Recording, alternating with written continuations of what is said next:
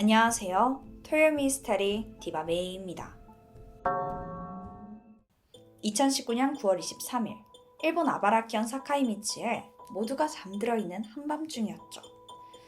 그 순간 조용한 주택가에서 날카로운 비명소리가 울려 퍼집니다. 곧 경찰서에 전화가 한 통 걸려오는데요. 한 여성이었습니다. 그녀는 힘없는 목소리로 말했죠. 살려줘, 너무 아파. 그 후로 전화는 1분 정도 이어지고 곧 끊기고 맙니다. 바로 다시 전화를 걸어보지만 응답이 없어요. 경찰은 직감적으로 심각한 일이 벌어졌다고 느꼈고 곧장 출동했죠. 15분 뒤 현장에 도착했어요. 아직 상황을 잘 모르잖아요. 조심스럽게 집 안으로 진입했죠. 내부는 고요했습니다. 천천히 안을 살펴보는데 저기 계단에 무언가 보여요. 가까이 가서 보니까 피더라고요. 이 혈흔은 안방으로 이어져 있었습니다. 그리고 그 안에는 끔찍한 일이 펼쳐져 있었죠. 한 남자가 피투성이가 된 채 침대에 누워있는 거예요. 저기요, 괜찮으세요? 하지만 이미 사망한 상태였죠. 그런데 전화한 사람은 여성이었잖아요. 경찰은 방 안을 좀 더 둘러봤고 얼마 지나지 않아 침대 옆에 피를 잔뜩 흘리고 쓰러져 있는 여성을 발견합니다. 하지만 그녀 역시 이미 숨을 거둔 상태였죠. 둘의 신원은 고바야시 미츠노리 씨와 그리고 그의 아내 미와 씨였어요.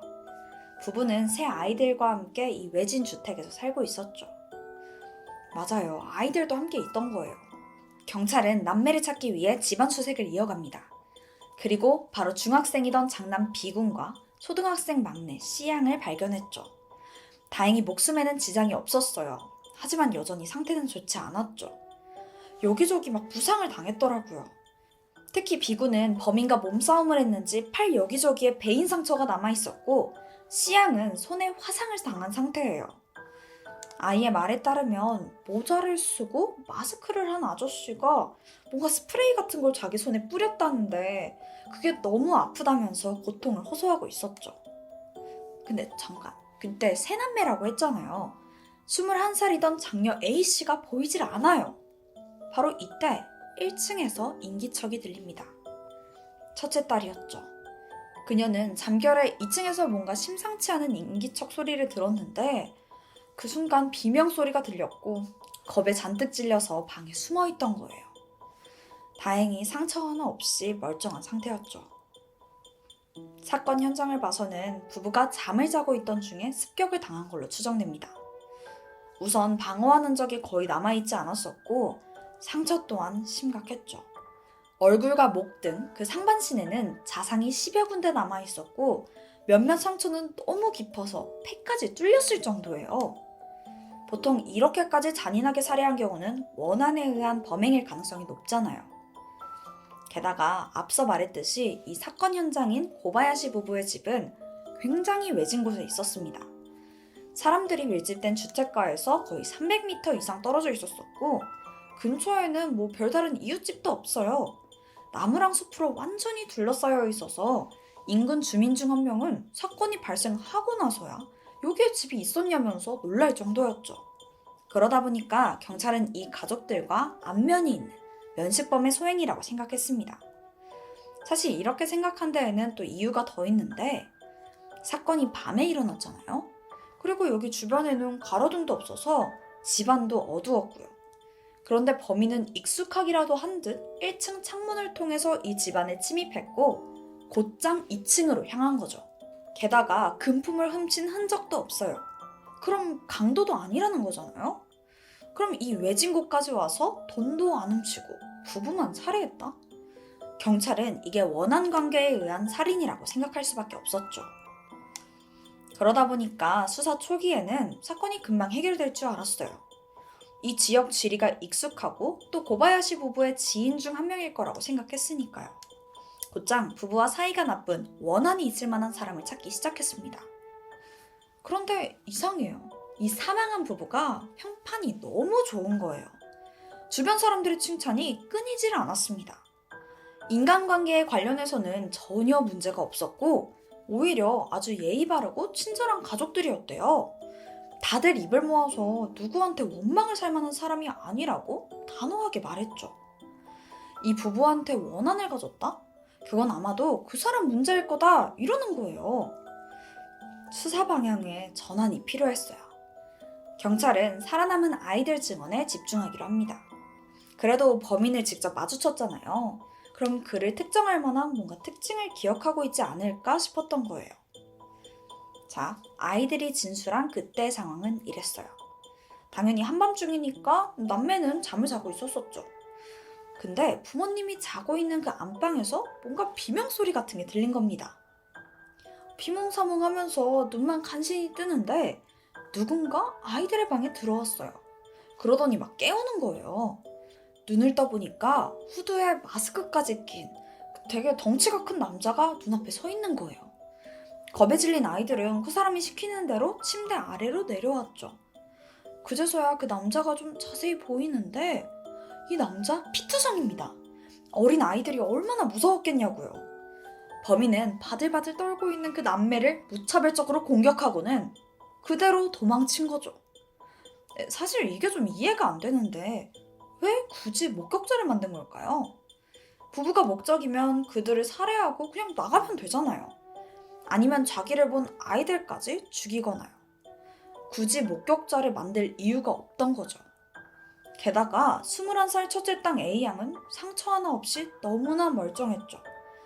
경찰은 이 알 수 없는 범인의 행동에 너무나 혼란스러웠어요. 하지만 B군과 C양 모두 범인의 얼굴을 정확히 기억하지 못했습니다. 뭔가 신원을 특정할 만한 특징은 하나도 기억해내지 못했죠. 아무래도 너무 어둡고 또 겁에 질려 있었으니까 기억하기 쉽지 않았을 거예요. 그런데 다행히 주변 이웃이 사건 당일 밤 수상한 남자를 봤다고 하더라고요. 사건이 일어나기 전에 피해자 집 근처를 막 서성거리는 마스크 쓴 이상한 남자가 있었다라는 거죠. 그런데 안타깝게도 이 모든 증언은 사건을 해결하는 데에는 결정적인 증언이 되지 못합니다. 마음씨 좋은 부부를 잔인하게 살해한 범인. 고바야시 가족과 교류하던 지역 주민들은 그들을 위해서 현상금까지 직접 걸고 제보를 기다렸지만 도움이 될 만한 연락은 전혀 없었습니다. 그렇게 사건에는 진척이 없이 2개월이라는 시간이 지나고 말아요. 하지만 여전히 용의자는 특정되지 않았고요. 결국 경찰은 수사 방향을 전환합니다. 범인이 막내 손에 무슨 스프레이 같은 걸 뿌려서 굉장히 아팠다고 했잖아요.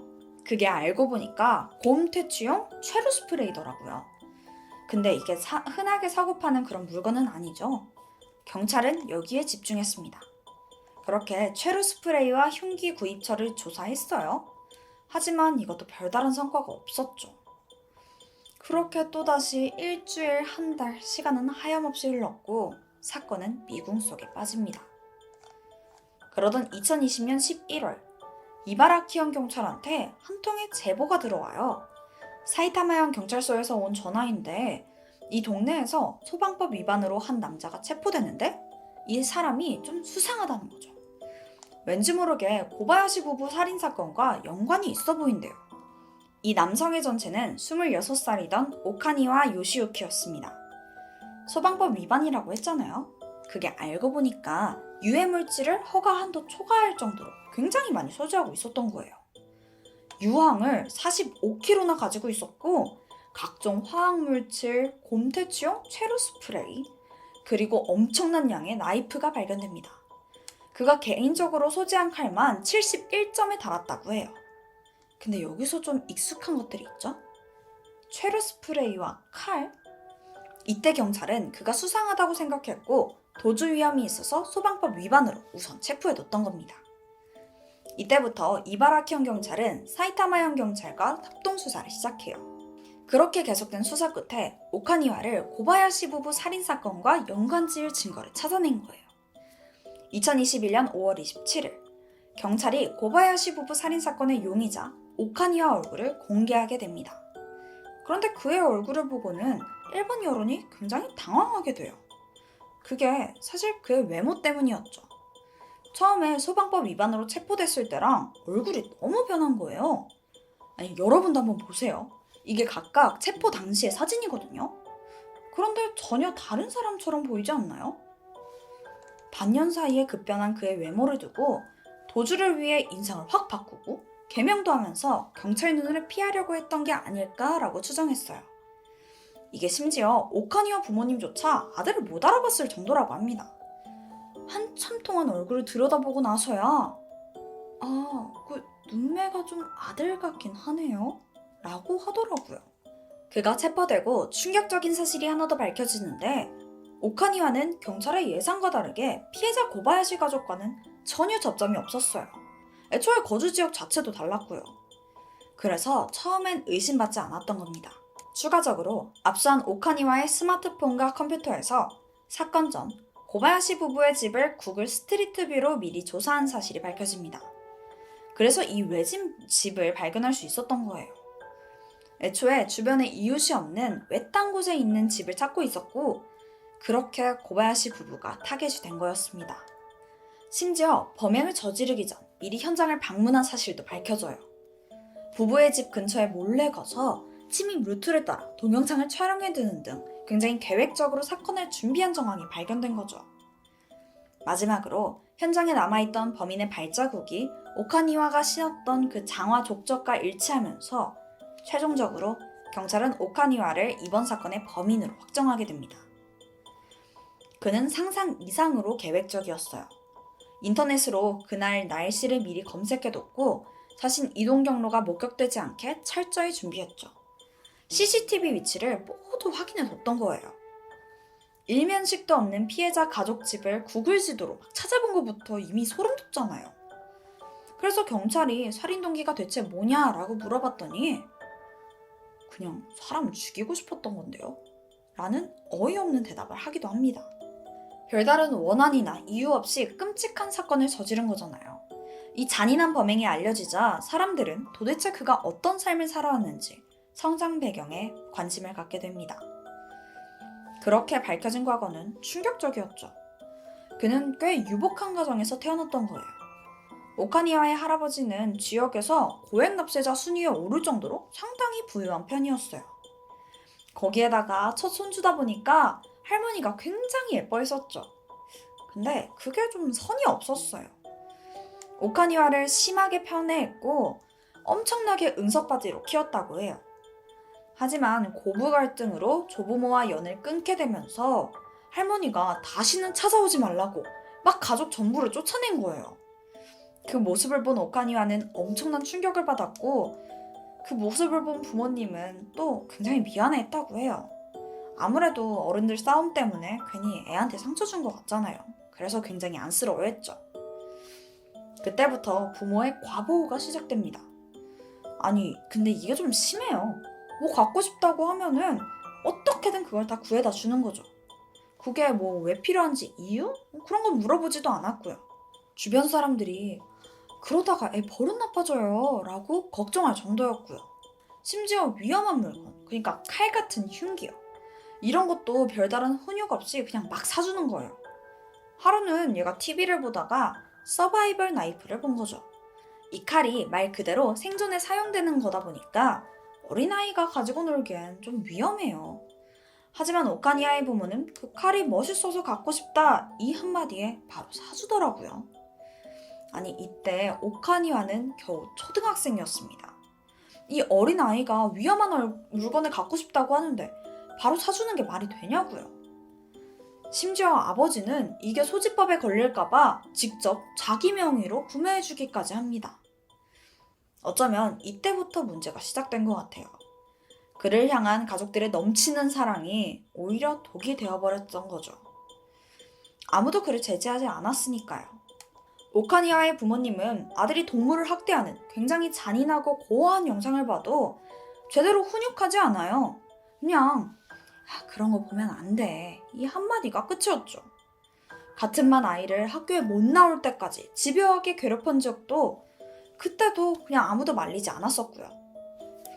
이런 환경에서 오카니와는 점점 더 괴팍하게 자라납니다. 처음에는 뱀이나 벌레를 죽이는 정도였어요.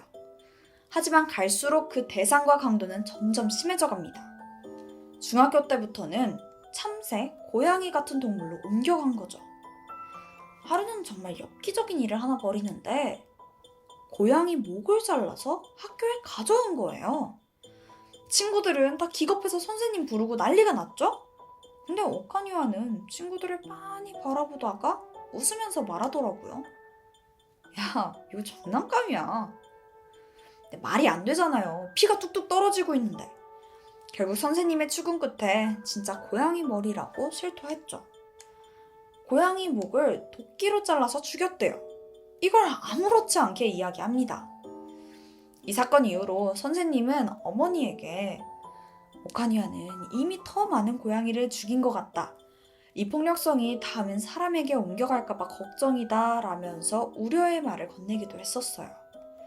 하지만 부모는 별다른 조치를 취하지 않았습니다. 그리고 이때부터 오카니와의 폭주가 시작돼요. 이 일이 있고 불과 한 달도 안 돼서 살인미수 사건을 무려 2건이나 저지른 겁니다.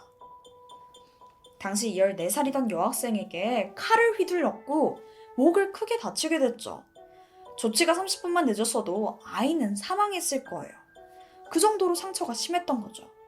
근데 이게 그냥 길을 지나다니던 어린 여학생에게 다가가서 했던 행위인 거예요. 그로부터 2주 뒤 또다시 사건을 일으킵니다. 이번에는 8살 초등학생의 배를 찌른 거예요. 이 2건의 살인미수로 재판을 받게 됐죠? 하지만 이때 발달장애 판정을 받고 처벌이 아닌 소년원에 송치되고 맙니다. 단지 미성년자라는 이유로 고작 보호 처분을 받게 된 거죠.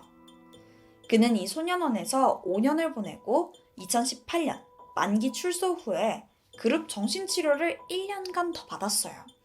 그리고 2019년 고향 사이타마현으로 돌아오게 됩니다.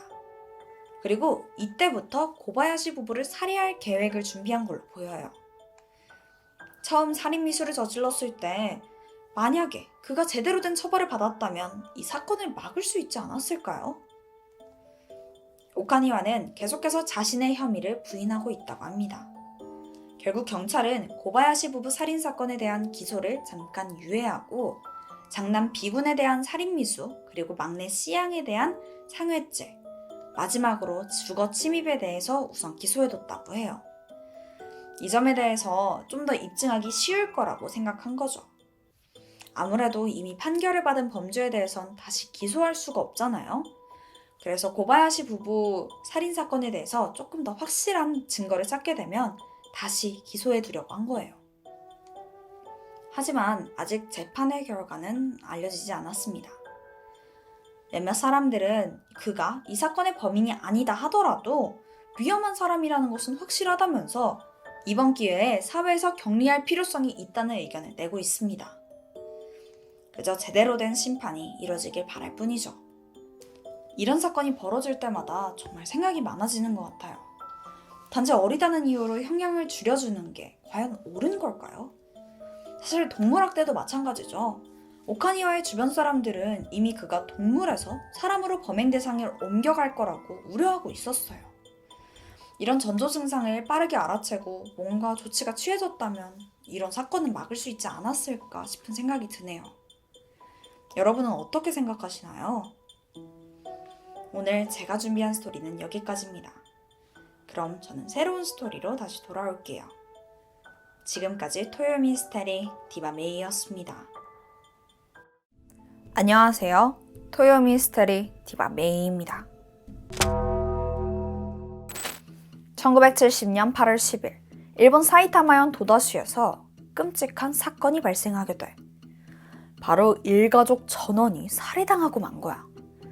피해자는 당시 40살이던 A씨와 그의 아내 37살 B씨, 그리고 겨우 초등학생이던 11살 C군과 8살 D군이었어.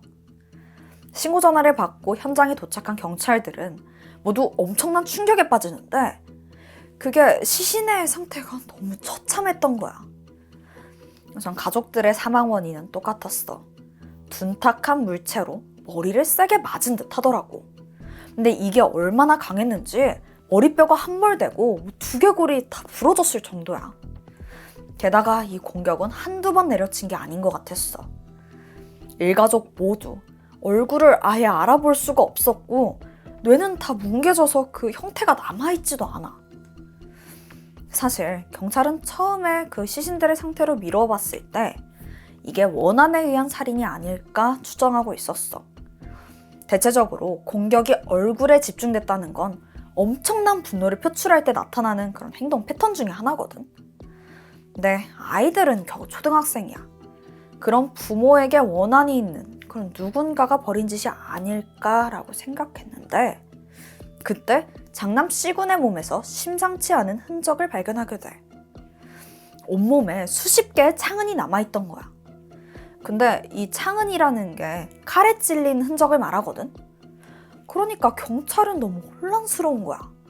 아니 부모에게 원한이 있던 게 아니라 겨우 11살 된 아이한테 이 엄청난 분노가 있었던 걸까?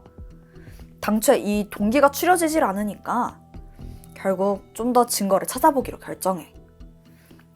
본격적으로 수사에 들어가서 집안을 수색해보는데 몇 가지 단서들이 발견됐어. 일단 범인은 안방 창문을 통해서 침입한 것 같더라고. 그리고 현장 근처에서 범행 도구를 찾게 되는데 바로 피 묻은 장작이었지. 조사를 해보니까 거기에 묻어있던 혈흔이 피해자들의 것으로 확인이 됐고 그래도 꽤나 중요한 증거들은 다 찾은 거야. 자, 조사한 것들을 토대로 정리를 해보자면 피해자들의 사망 시간은 신고가 들어오기 이틀 전인 8일 저녁부터 9일 아침 사이로 추정이 돼.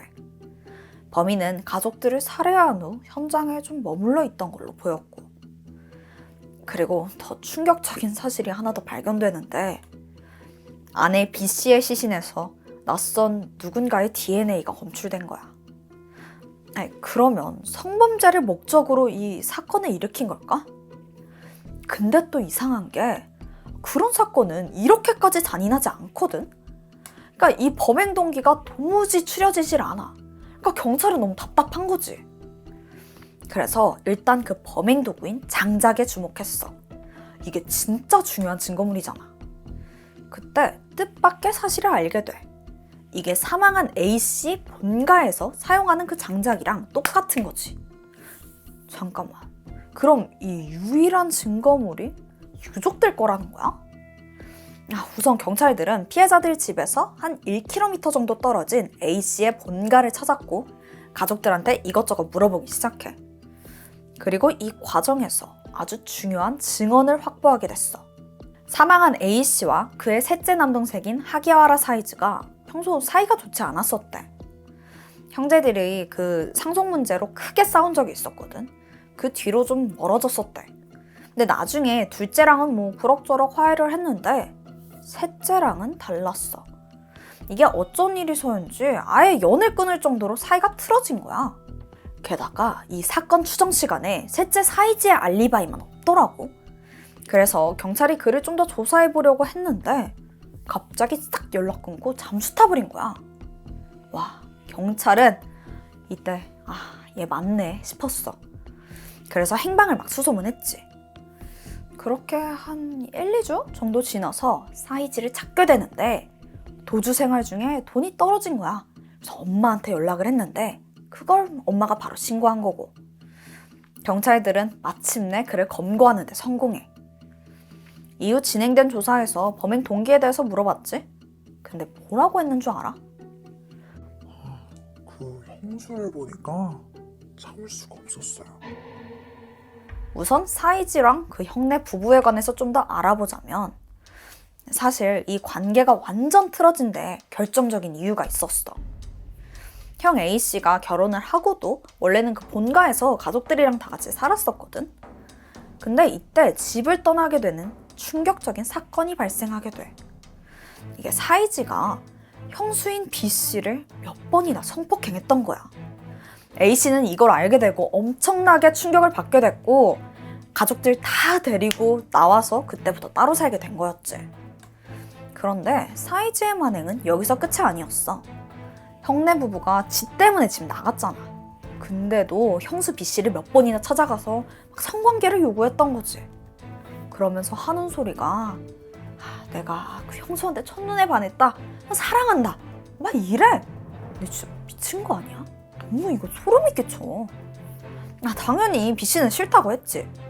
근데 이렇게 거절을 당하니까 거기에 열받았나 봐.